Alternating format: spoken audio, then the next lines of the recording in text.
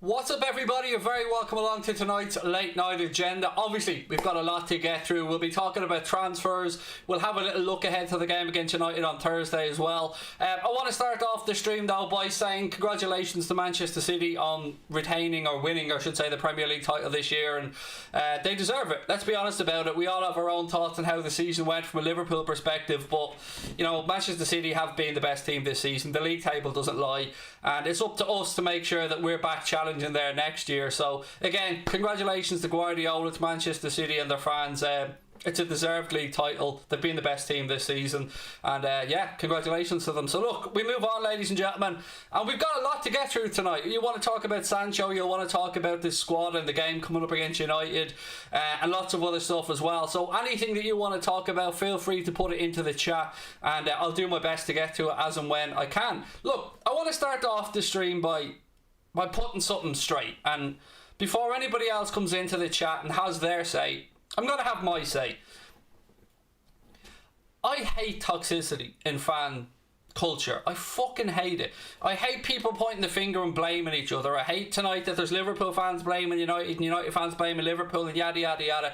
At the end of the day, there's no need for any of it. We can have civilised conversations, we can get our points across, and we're all biased towards our own team. United fans are going to come on and say that they feel like they had no choice with 3 games in 5 days. Liverpool fans are going to say that we, it's only that position because Liverpool's game was postponed. At the end of the day, I'm all for people having their own opinions, and people see things how they want to perceive a situation. I'm not going to try and make people believe one thing or the other. I've got my own opinions. I always give those opinions honestly. If people don't agree with them, I've got no problem with it. I'm sick of the toxicity in content, and I go onto Twitter for 5 minutes and all I'm seeing is the blame game. Everybody pointing fingers and blaming each other. Let's be really frank about this. I couldn't give a shite what Manchester United do. That's their own business. The reason that we're in this position right now is our own fault. We can talk about little permutations and this, that and the other, but look, we're shit this season because we've been shit. The fact that Ole Gunnar Solskjaer and United put out that team tonight, that's their own business. They're in a position to do so, and we're in a position where we were hoping for a favour. That's down to us, and that's down to our owners, that's down to the players, that's down to the manager, and it's down to us as a club to put that right. So I'm not going to add to the toxicity that's already out there around this, because I can't bring that new to the table. I'm not going to solve it. I'm not going to make people feel differently to how they feel right now, so I'm not even going to try. I'm going to just be myself, have a bit of fun, have my say, and leave the others to being toxic, because I'm sick of it. It's nearly drove me away from making content. I'm just so fed up of all the toxic behaviour from fans. So let's just try and be calm, be level-headed, look at how we can improve as a football club, and look at both from on the pitch point of view and obviously from a tactical perspective, and move on. Anything else that anybody wants to say, it's up to you, but I'm not going to add to it because there's enough of it going around right now. And I don't know about you guys, but I'm sick of, not just in football, I'm just sick of negativity everywhere. Everywhere we turn right now, as human beings, we're being met by bad news, bad news, bad news, your fault, your fault, your fault, this, and this. We need to put an end to it. We need to just fucking chill, get back to being mates, get back to hugging each other, loving each other, being around your family and friends, and enjoying our lives. So if something's not bringing you enjoyment, get rid of it. That's what I say to you, ladies and gentlemen. So I hope that we can drive this toxicity out of fan culture, because yes, one thing about being tribal, and we're all tribal, we all back our own clubs, we all want them to do well, but Jesus, some of the stuff I'm seeing around this is going beyond the beyond, like excuse making from everybody, and we're involved in this as much as anyone else. But let's make no bones about it, we are where we are in the league table because of ourselves. Nobody else's fault. That's the truth in my eyes. That's my truth, I should say. Right, ladies and gentlemen, let's look at what you want to get through tonight. Who would you rather have, Bissouma or Sancho? Why can't we have both, mate? Why can't we be greedy and want both? And is it even being greedy? Do you know what I mean? At the end of the day, I love that people are in the chat now. Like, there's clearly a United fan, Sancho to Liverpool with a load of laughing faces. Let me just put you in this position. Any fan from another club that might come in and have this debate. Because look, I understand United fans and United have been pursuing Sancho for a long time. And they didn't get him in last year and they're hoping to get him in this summer. And I'll be the first one to admit that there's every possibility he could end up at Manchester United. But I'm not blaming anybody, mate. I just said to you there in the chat with your super chat, I'm not blaming anybody on anything. Yous all be toxic to each other. I'm not getting involved in it. I'm here to talk about Liverpool and talk about what we can do to improve. If yous all want to jump on and blame the Premier League or blame whatever, I'll leave you to it. I'm here to enjoy myself. Anyway, where was I on that one? Somebody asked me a question. The Sancho thing. So I'm absolutely open to the idea he could end up at Manchester United. Of course I am. Nobody knows what's going to happen. But I think it's a bit disingenuous and a bit silly if people just go Sancho to Liverpool like that lad did with laughing face emojis. Because they can be really clinical about this and say, if you're a player and you have the option, okay, we might be in the Europa League for one season, but we'll be back in the Premier League or back in the Champions League, I'm pretty adamant, next season. So fair enough, we're in the Europa League for one season, but if you're going to sign a 4 or 5 year contract with a football club, let's say a 5-year contract with Jadon Sancho, because he's a relatively young dude and 5 years are probably, with the amount you pay from in a transfer fee, 5 years isn't unreasonable. So let's say you sign for a club for 5 years. You're not going to just look at the first year of it, but what I would say you would look at is the sporting project at hand. So if you're looking at Liverpool as a football club, and we're moving aside maybe you're a Manchester United fan that wants to have a bit of bias here, because I've admitted he could absolutely end up at United, but surely you'll see the appeal of coming to work for Jurgen Klopp and playing in the dressing room with Van Dijk, Salah, Firmino, Mane, and some really good players, Thiago, some really good players as well as some good young prospects in front of a vociferous set of fans at Anfield. And if anybody doesn't believe that Liverpool is a draw to a footballer like Jadon Sancho, then I think you're only kidding yourselves and just hoping that he ends up at your club. I try to be rational in every point I make, and I try and back it up by looking at it from a few different standpoints.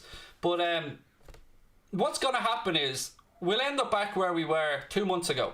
We all came together when the Premier League and all the fans absolutely condemned the Super League, and we were right to, as football fans. Every single one of us, no matter whether you were one of the top 6 or the big 6, whatever you want to call them, or you were a club like Bolton or Morecambe or whoever it was, we all seen the greed, we all seen something we didn't like, and we all stood together and said, fuck this, we don't want it, it's not for us. And that was a lovely moment, wasn't it?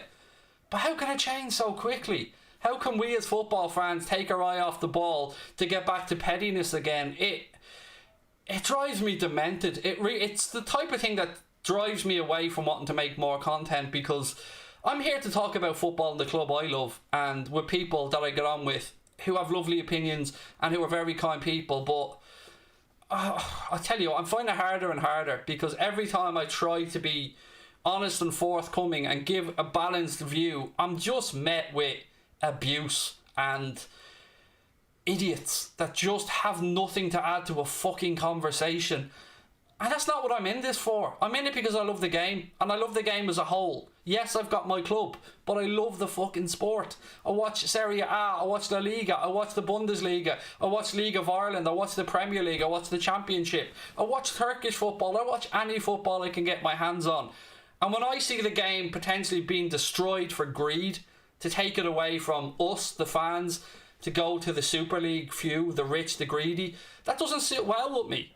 So we need to remember this. We need to remember that there doesn't have to be toxicity. We can debate, we can want each other to lose, and we can have a bit of fun doing it.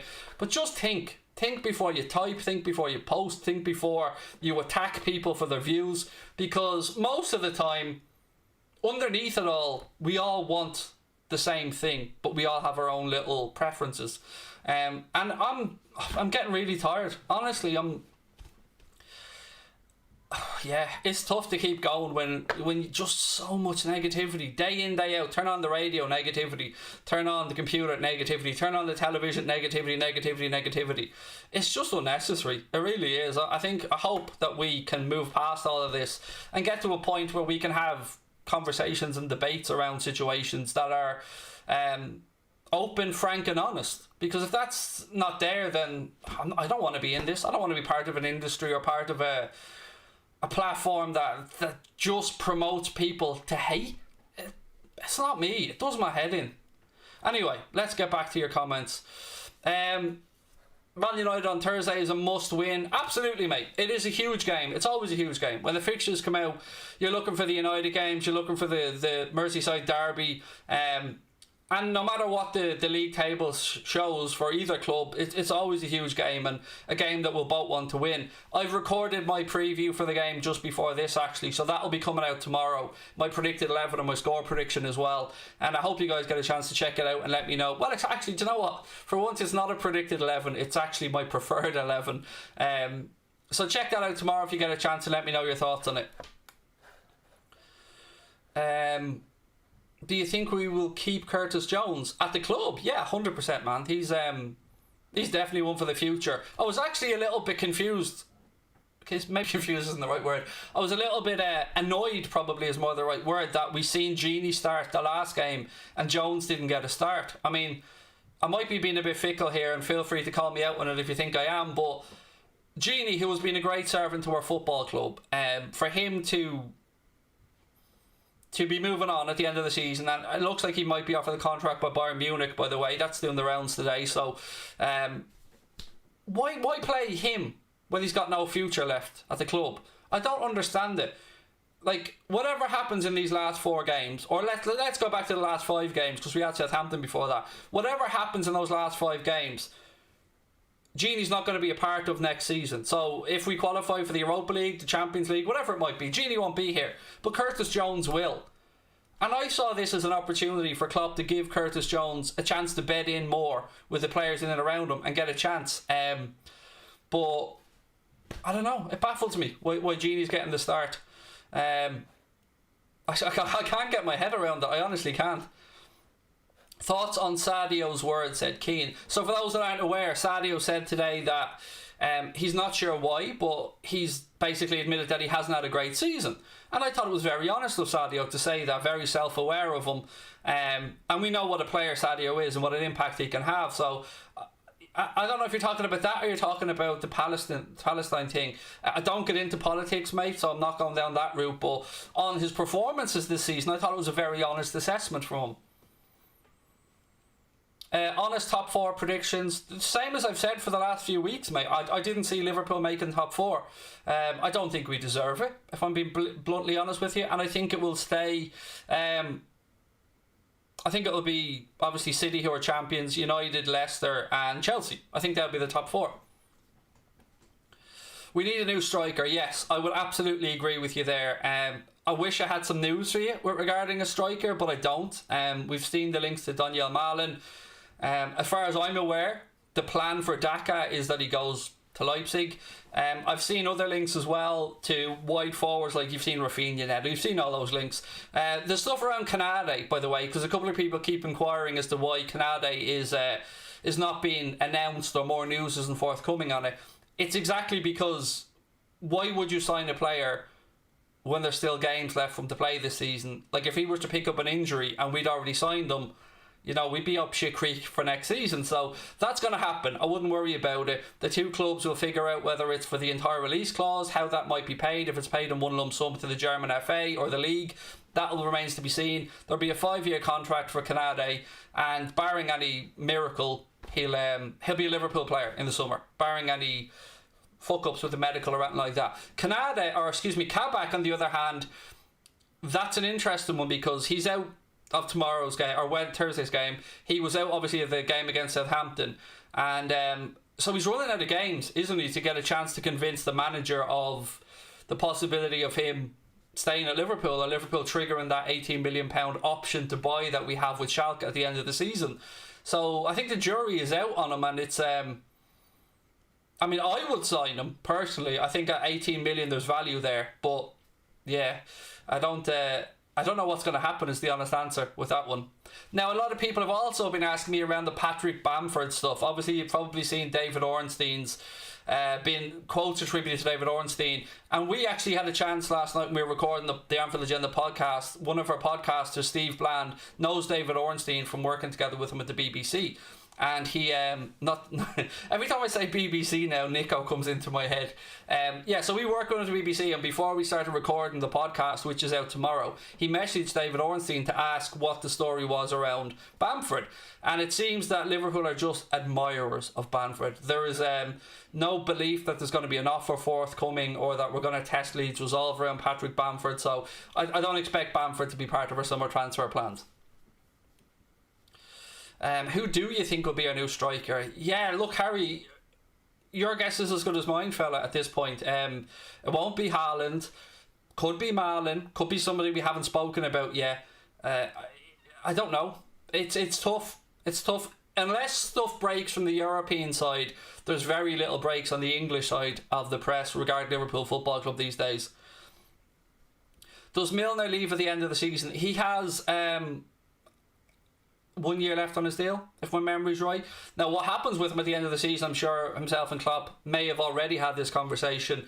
I've got the feeling Jimmy Milner will be staying with us for next season. Just a gut feeling because of how much Klopp values him as both a person in and around the club and of his contribution to the fact he's a senior pro and that. So, yeah, I think Milner will probably stay with us, but, nothing is concrete. Podcast out tomorrow, Keane. It's out tomorrow. Anything on Rafinha? No, it's actually gone really quiet on Rafinha. So we'd seen the links with Liverpool to Rafinha and Manchester City, and that's not surprising. He's had a very good first season at Leeds United and looks to be a quality player.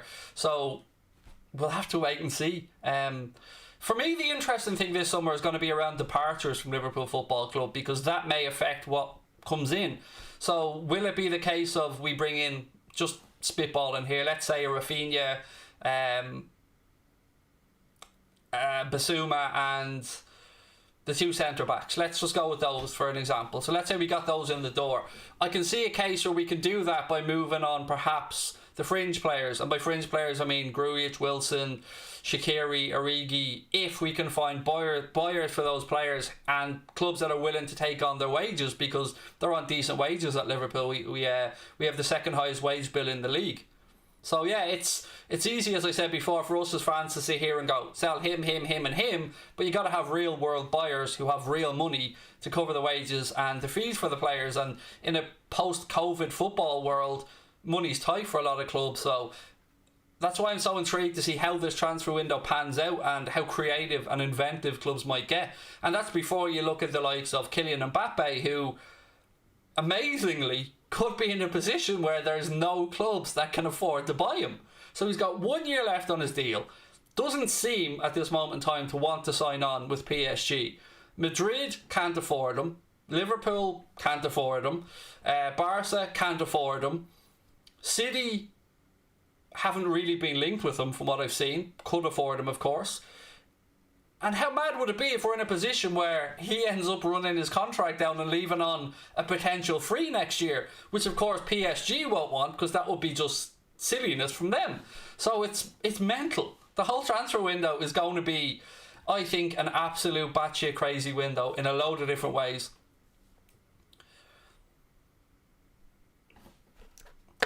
Look, again, to United fans coming into the chat, I've been respectful all season. I've been honest.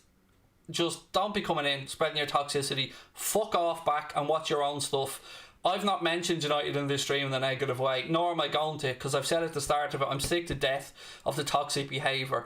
You're saying we are the victims, as in United fans. Think what you want, do what you want, have your own opinion, but I'm not going to be dealing with you in the chat, mate. So just fuck off, toddle back to wherever you came from and keep your negativity to yourself, because I'm not in the humour for it.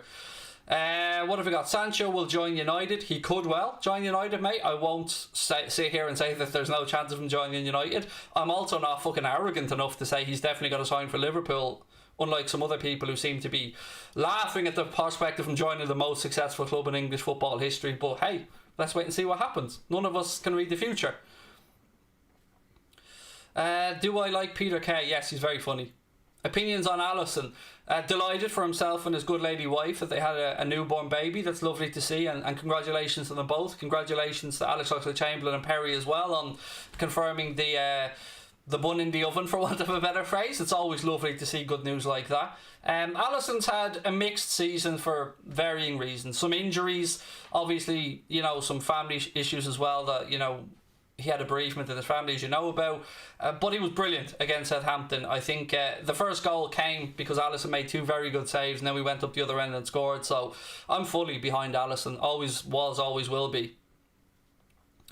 Will Thiago and Jota be starting 11 next year? Good question. I suppose, mate, again, I'll go back to the fact that we have to wait and see who comes in, but I love the idea that we go and sign the 2 centre-backs, whether it be Kabak and Kanade, and I never thought I'd be saying this, but take a leaf out of Thomas Tuchel's book and use the system that he uses at Chelsea, or some variation of it, because that's how we can really push Trent into midfield, kind of, not accidentally, but, you know, still have to cover at the back with the 3 centre-backs. I love the idea of a 3-4-3 system, but we've never had enough centre-back cover to do it. Now, if we had, let's say, for argument's sake, and you can pick your own centre-backs here, but let's say we had Matip, Gomez, Van Dijk, Kanade, Kabak, and a youngster. So whether we keep, maybe we loan out Reece Williams, maybe we loan out Billy Comedio, maybe we loan out Sepp van den Berg. But let's say we keep one of them. We've got 6 options for 3 spaces. We'd have enough bodies, hopefully, then, to maybe play that system, which would force Trent and Robbo even further up the pitch and give them more options to do what they do best, which is getting forward and whipping in crosses. So I love the idea of that, but you need the bodies and you need the transfer kitty to do it. Does Henderson play over Thiago?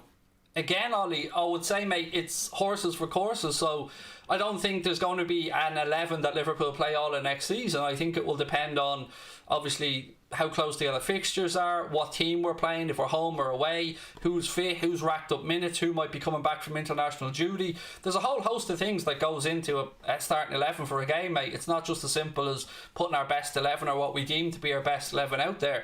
You got to match your opponents, you got to look at it tactically, and you got to pick the players that you think will do the best job. So, yeah, I don't know. You know, it depends on each game, and we can only really look at the squad for each game and try and pick the best for the opposition that we're up against. So I wouldn't say that, you know, anyone who comes in is on the bench or is a reserve. They got to fight for a place each week. They got to put in the hard work and training, and they got to prove themselves. And, you know, I don't think anybody is undroppable. Well, maybe Van Dijk, but apart from him and Alisson, I don't think anybody else is really undroppable. Does Liverpool want Sancho before the Euro? So it's not just Liverpool. Apparently the hope for both Dortmund and the English clubs who are chasing Sancho is, if that deal is to happen, whether it be to United or Liverpool or whoever it might be, ideally it will be all done and dusted before the Euros, giving the player a chance to go away with England, be settled in his future, have his head ready for the European Championships, give Dortmund enough time to go and, you know, attract a player to come in and replace Jadon Sancho. So that's where this all comes from. And again, that comes today from various journalists around Europe, like Jan Fjortoft and that. Thoughts on Gini's future at the club? He has none. And that's not from our point. That's Gini who made the decision. It looks like he could be offered a 3-year contract at Bayern Munich. You know, we did see the other day his agent have quotes attributed to him where he said, if Bayern Munich are interested, contact us, we're weighing up all our options, or something along those lines. And then today I've seen more news around Bayern, so Gini could potentially end up at Bayern Munich. What's happened with Kanade? Absolutely nothing. It's just not going to happen till the season's over, because why would it? Why would you sign somebody now when he might get injured in the cup final or in the run-in for Leipzig? And let's say it was a long-term injury. We've signed a player that's now injured. So Liverpool are doing the right thing. The deal will be done. It'll be a 5-year deal. And it'll be done at the end of the season, mate. You know, I would expect it to be done fairly quickly at the end of the season. Uwar news. There isn't really much other than price tag seems to be set at around the €30 million mark, or €35 million, £30 million mark. And yeah, I'm still shocked that he's still at Lyon. I've got to be honest. I mean, I know Arsenal tried to buy him in the last window, but I mean, yeah, it's mad, isn't it? Like, they're going to be losing a good few players. Obviously, they're going to be losing Depay on a free transfer. And yeah, I think Uwar, I would have no objections to Liverpool trying to get Houssem Uwar into the club. Congrats on 100k, thank you. And to everyone that sent us lovely messages yesterday, thank you so much. We actually, I don't know if you guys haven't had a chance to see it, we did our very quick thank you stream yesterday. Connor received the YouTube silver play button, came straight up to my house with it. We took some pictures, did a little video, and again, it's all of our play button, it's all of our plaque, and we wouldn't have been here without you guys, and we know that. So to all of you, thank you for your support. And yeah, it was an emotional day yesterday. It's been a long 3 years, but yeah, that's why I'm a little bit downhearted today, because yesterday obviously was a huge day for us on a personal level. And I thought we'd maybe push through the toxicity in fan content and fan culture a little bit, but I feel very disillusioned today after, the last few hours, and I'm really just at the point where I'm thinking, is all this shit worth it? Like, because it's tiring. It's tiring to come on and just be faced with negativity and abuse day after day, and it's not what I'm into this for. I'm into it to meet people and have fun and enjoy the sport that we all love, not to be abused or to be all pointing the fingers at each other. I mean, I'd hoped we'd moved on from that. Can you pick a central attacking midfielder between 30-35 million of your preference? Well, I don't know how much Bissouma will go for, mate. I would imagine it might be closer to 40-ish, but Bissouma would be my choice. Doesn't that mean the LP need to sell one of the front euros for the front side? I would say so, yes. I would. And look, it's not the news that we as Liverpool fans want to hear, but realistically, from what we're all seeing, yeah, it's the case of we've got no fucking money again, which I don't know about you guys, but I have a pain in my hole every year being told we've got no money.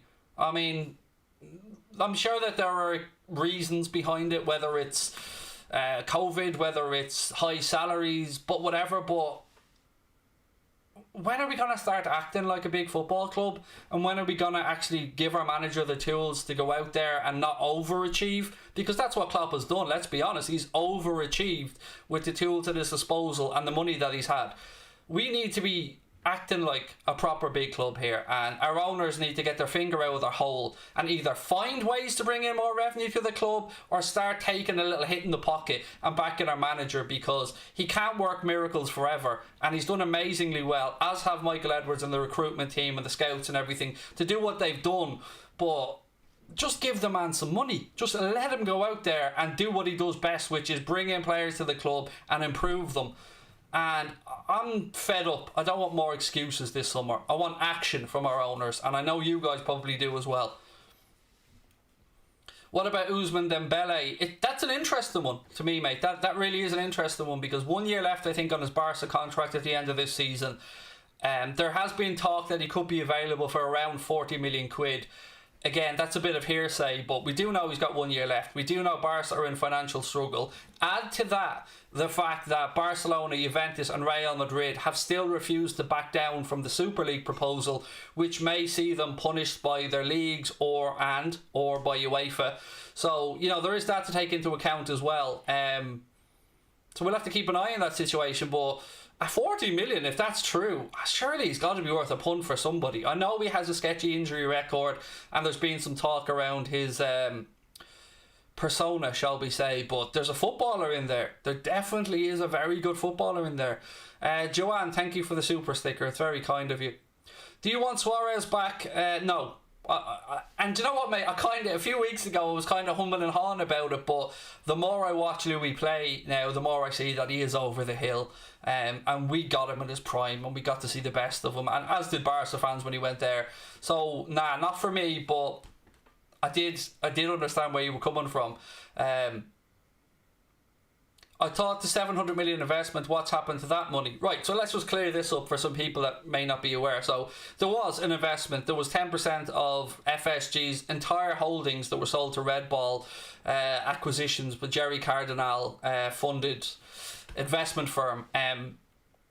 But that is FSG's as a whole to do with as they please. So whether they go out and buy another sports team, whether they invest them in Liverpool, whether they invest them in the Red Sox, whether they put it in their back pockets and go and buy a yacht with it, that's technically freed up their money to do what they want. So I would imagine that their aim is to buy another couple of sports teams. That's the news we're seeing anyway, but I had hoped, as I'm sure you had hoped as well, which is the point of your question, that we see Jurgen Klopp giving some of that money, but I've yet to see any indication that that'll be the case, unfortunately, which, we're all sitting here hoping for a surprise, but we hope for this surprise every single summer, and we're pretty much left disappointed in the transfer market unless we move on a big player. So, yeah, there you go. Juventus are going to be kicked out of their league. They've certainly been threatened with it by Serie A. If they don't pull out of the Super League, they have been threatened with expulsion from Serie A. That is a real thing. That is genuine. I don't know if it will be followed through or if Juventus will back down. Will Liverpool take more players from Wolves? I've no idea. I mean, you say more, but we find one that I'm aware of, unless I've missed something really obvious, and we sent one in the opposite direction, obviously with Keanu Hoover. I don't know, mate. I mean, who is there? Neto, good player. Adama has a problem with his shoulder. I think I was telling you guys about before. I think he's had 6 or 7 dislocations of his right shoulder over the past couple of seasons, which is why he lubes himself up when he goes onto the pitch to try and stop him being grabbed. Can we get top 4? Look, Joel, until it's mathematically impossible, yes, we should be looking to try and win all of our games, as we always should. But I wouldn't be putting any money on a fella. And to me, once we drop 4 points in 1 week to Leeds and Newcastle, I'd kind of given up any hope at that point. Because look, we could go and win the last 5 games, but where has that form been all season to believe that we'll now go and do it? But look, I'd love to be wrong. Of course I would. What would I do with Nico next season? It's a tough one, that, Owen, because inadvertently, perhaps being in the Europa League will be beneficial for Nico Williams, because we might see him get more game time. Again, with Harvey Elliott, Curtis Jones, and a few of the other youngsters, this could be a chance for them to go and prove themselves, because we've seen it before with the likes of Harry Kane and Greenwood and other players of English teams who've ended up in the Europa League, that it's helped develop some of the younger talents, and this might be the catalyst for giving them a chance. So, none of us want to be in the Europa League, but if we have to try and find any pros for it or any positives from it, then that may be it. What's Klopp's biggest mistake this season? It's difficult to answer that without knowing how much he was involved in the not bringing another centre-back in when Lovren left, because I'm going to be a bit of a hypocrite on this, because I said at the time that I understood the gamble not to replace Dejan Lovren if it meant that we got Thiago and Diogo Jota, because we seemed to have enough cover there. But, did any of us really see so many injuries to our centre-backs piling up for so long as well? So I would say that's definitely a massive mistake that the club made, in hindsight, of course, which is always 2020. I think him coming off against Newcastle recently, Thiago, when we had the game by the scruff of the neck and you want to keep the ball and see out the clock, no better boy than Thiago to be keeping the ball and moving it around, and we took him off. I'd say substitutions have probably been the most frustrating thing for me from the gaffer this year. Signing Ben Davies, I mean, did that even happen, Paul? We're all sitting here going, is Ben Davies real? Arguing with BT Sport, yeah, he was a bit snidey, to be fair, but he is only human as well. I mean, God, I don't know how a lot of managers keep their calm at times, because I tell you what, if I had a camera and a microphone shoved in my face straight after a 90-minute game of football that, went back and forth and the result didn't go the way you wanted it, I mean, I'm always amazed that managers can keep their composure most of the time anyway, because I'd lose the rag. So yeah, look, it wasn't his finest moment, I'll admit that, but all managers have been a little bit snidey in pre or post-match press conferences and interviews at times. Did I see the Umtiti to Liverpool link? I did, Adam, and it's absolute nonsense, mate. I mean, he's not good enough to come in and play for Liverpool, Samuel Umtiti. So, there's nothing to it that I'm aware of. Who's Liverpool's player of the season? Exactly like you've said, Damon. For me, mate, it's between Salah and Fabinho. Salah, I mean, it's weird to say where would we be without his goals this season, because we're in the Europa League places, but heaven knows where we would actually be without Salah's goals this season. And Fabinho has, been amazing at centre back, although we lose out in midfield, and has really stepped up. So I think you're right. I think it's got to be one of those two. Can Bamford is too old to join? He won't be joining us, Jake. It was completely taken out of context there, the whole David Ornstein quote. Admirers of him doesn't mean we're going to be going in for him, and I can understand the confusion, to be fair, but yeah. Do I speak to red men? No, I've never spoken to Chris or Paul. Do you think we can have a successful window without Champions League? Absolutely, I do. We're still a huge draw of a football club, and the plan will be to be out of the Champions League for 1 year maximum, and I think that's realistic. So yeah, we're going to be in the Europa League by the looks of it next season. It's up to us to make sure that we get back to where we want to be, and the finger of blame should only be pointed inwards because it's our own fault. Everybody plays 38 games and we're not in the league position we want to be because of our own performances. It's nobody else's fault. What is there? Is there any of our youth team that can provide us with options? Yes, there's some good youth talent coming through, Joanne. I'm not going to lie to you and say that I watch all the youth games and keep an eye on all the players coming through. I don't, but we have signed the likes of Pitaluga. We have that young Polish striker who's come in and hit the ground running as well. We've got Cade Gordon, who I think scored his first goal, or scored a goal recently as well. So yes, there is some great talent coming through. And Muzielowski, isn't it, the young Polish forward? So yeah, keep an eye on those guys, and I'm sure there are others that I just can't name right now as well. Leighton Stewart, yeah, another one there for Mick. It'll be weird playing on Thursdays. Look, we're there because of our own shortcomings, mate. It is what it is, and I hope it gives the owners a kick up the arse to know that you can't keep hoping Jurgen Klopp pulls a miracle out of his arse, because he needs proper investment if he is to compete. He's overachieved, as have our recruitment staff, our scouts and the players, compared to the budgets and the transfer fees that other clubs have been able to pay. So, we've got to go out there and act like a big club.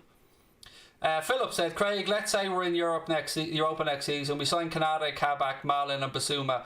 How would you approach next season in terms of priorities? 100% the league, mate. It has to be.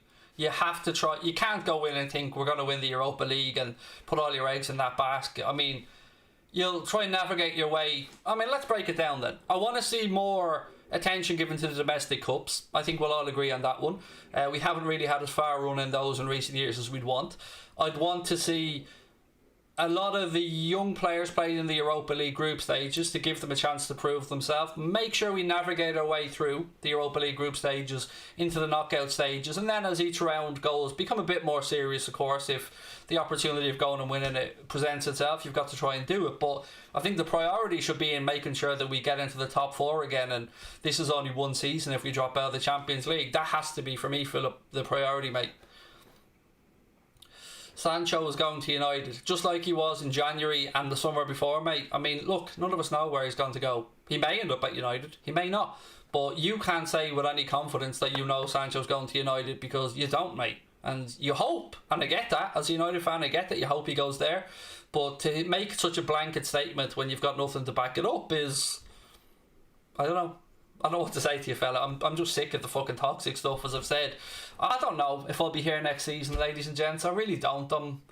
There's a lot of this stuff over the past few weeks that have just gotten to me, between the snidiness in the industry, between people trying to make sure you don't succeed, between fans turning on each other. It's not what I want to be involved in. It's not me. And I've been guilty of it in the past. When I was particularly younger, when I started this, I was a lot angrier, but I've chilled out a bit in the big picture over the last few months, because everything's been put into perspective for me during lockdown. My priorities have shifted regards of what really matters in life, and I'm struggling. I won't lie to you. I'm struggling at the minute to stay motivated. I'm struggling to keep pushing on with the content, because there's only so many times you can be slagged off and fucking threatened, and it takes its toll. And, you ignore it, but it's not easy. And we've hit 100k, and look, to me, if I'm being really honest with you, I've thought about, is 100k the time to walk away? Is that like you've climbed your mountain, you've achieved something you never thought you'd do, end of the season, bow out and head off into the sunset and live your life? Because I'm not in this for money. I've said it from day one. I could have taken 2 or 3 jobs I've been offered for my time in this and walked away and had a big payday and, you know, worked in radio or worked in the industry in a different place. But I turned it down because I was focused and passionate about building a community of football fans that enjoyed each other's company, had a safe place to come and talk football, weren't bullied, weren't harassed. And I don't know, I'm struggling to stay motivated with it all, because I think I'm just too nice for this industry. I'm not cut out for it. I'm not cutthroat enough or ruthless enough to succeed, because I don't fuck people over, or I'm not two-faced and I won't stab people in the back. I don't know where I'll be in the next few weeks, but whatever, whatever's happened, we've gone further than I ever thought we'd go. So right, worst season in football history. It's been a bit of a cluster, you know what, Shane, for sure. FSG are penniless owners. I just think they're tight, mate. I mean, they're careful, which they do need to be given some credit for, because they haven't put us in a perilous position, but I think we could be a bit more proactive with regards to our transfer spend, let's say. Look, ladies and gents, I'm going to be honest with you. I'm going to go. I don't know when I'll be back. I don't know. I'll probably do the game on Thursday, but I'm not feeling it lately. It's yeah, I don't know. Look, enjoy yourselves. I'm sure I'll talk to you soon. I just can't deal with it. I can't deal with the toxicity anymore. It's driving me mental.